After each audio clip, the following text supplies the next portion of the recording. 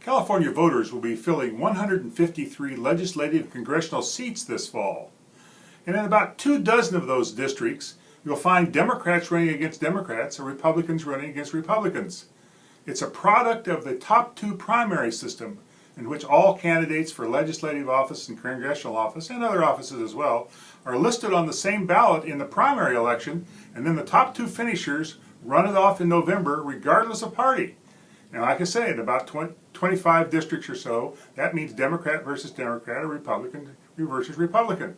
The theory of it is that it will lead to more moderate, kind of compromised legislators in both the state and federal levels, and end or modify the ideological polarization of both the congressional delegation and the legislature. And it may or may not turn out that way. We just don't know for sure. But also sets up some very interesting dynamics. For example, in the Sacramento area, where Dr. Richard Pan and his fellow assemblyman, Roger Dickinson, are both running for a state Senate seat. Both are Democrats, and there will be no Republican on the ballot. But that also empowers Republicans to be the decisive force in that election if those two candidates more or less split the Democratic vote. And that's as intended.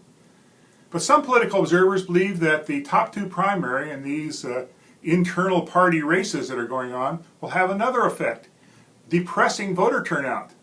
Turnout for this election is probably already going to set a record low, but it's believed that possibly Republicans just won't vote if their only choices are two Democrats, or Democrats might not vote if their only choices are two Republicans, and that would depress turnout even more.